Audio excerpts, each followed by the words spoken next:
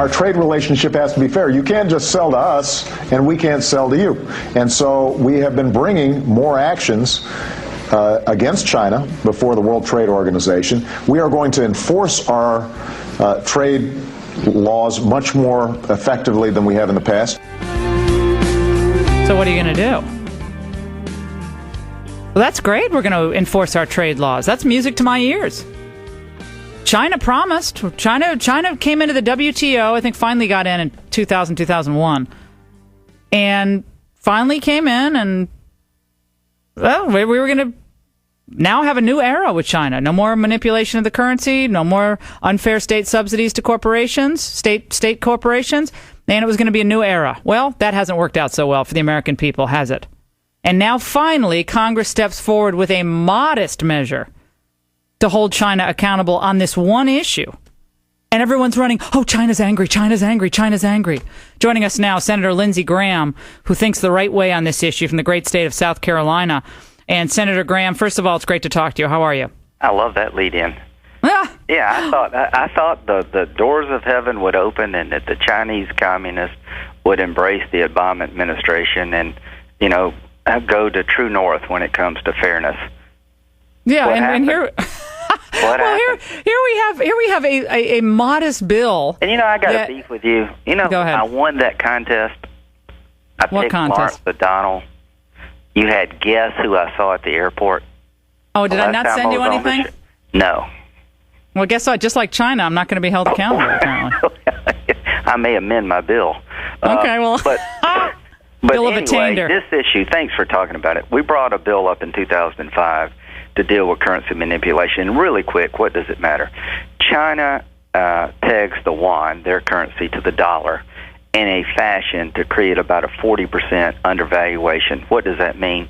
Any product created or made in China because of their cheap money is 40% cheaper than it would be otherwise, and that's destroying our ability to compete with China.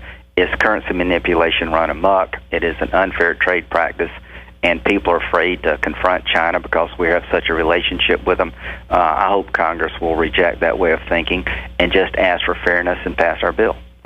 Well, John Boehner said this would be somewhat dangerous for the House to bring it up. I love John Boehner. What's dangerous is to continue to allow China to cheat without impunity. They come into the WTO in the first part of the 21st century, 2001 and 2.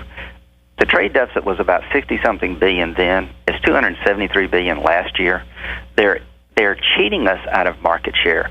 If they can do things better than us, so be it. That's the way the world economy works. In commodities, they can produce it at a better price and good quality. We lose, fine. But you cannot allow a second largest economy in the world to steal your intellectual property, subsidize industries in a way that we can't here, and on top of that, manipulate the value of the currency. There's 6.3 yuan to a dollar. As much as they export, the economics of exporting are turned upside down. Their currency is prohibited from changing over 0.5% a day. The dollar, the euro, just goes wherever the market takes it. They artificially limit the ability of their currency to be appreciated, creating a huge discount. And it's got to stop. It's killing them. And I think there has to be, finally, at this point, and after surveying what's happened over the last, just look at the last 10 years. You don't even have to go back 20 years, although you could. You just look at the last 10 years. WTO admission to now. WTO to now, has our trade policy been effective? Oh, my And I would say it's been a total disaster, and for Republicans especially, to be preventing the common sense reconsideration of our trade policy in just this modest way is mind-boggling. I'd like to know, Senator, from your point of view, what do you think is behind this? Why the facts aren't on their side? Okay, here's the magic. That's the magic question. Here's what I think's happened.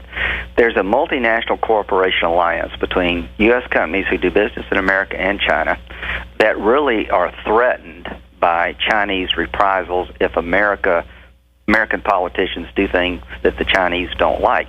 People are afraid of this dictatorship. They'll cut your access to their markets off if you don't fall in line and push back against American policy. So there's a niche market in our economy that benefits from this relationship, the cheating, But most American manufacturers, most American businesses, and the world at large suffers when China manipulates their currency.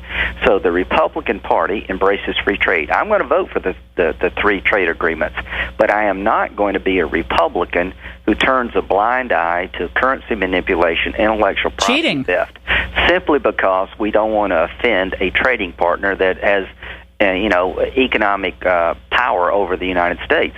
And that, to me, when the foreign minister threatens the Senate, did you hear what he said yesterday? Yeah, the foreign minister. If you pass this bill, listen, they have been cleaning what's dangerous, and I love John Boehner, is to continue to allow them to cheat. When we introduced our bill in 2005 for the first time, after 2 years of talking about currency problems with China, it appreciated 21%. When we reintroduced our bill in 2010, the currency appreciated about 9% more. The only time they move is when we push them. And the idea that we're going to be cowed by China when the communist China starts threatening us, boy, what does that mean for our future? I mean, you talk about, all of us need to be fired. If the Obama administration, as candidate Obama, he took this issue and just beat the Republican Party all over the head. They had a huge majority in the House. They had 60 votes in the Senate. This bill never came up.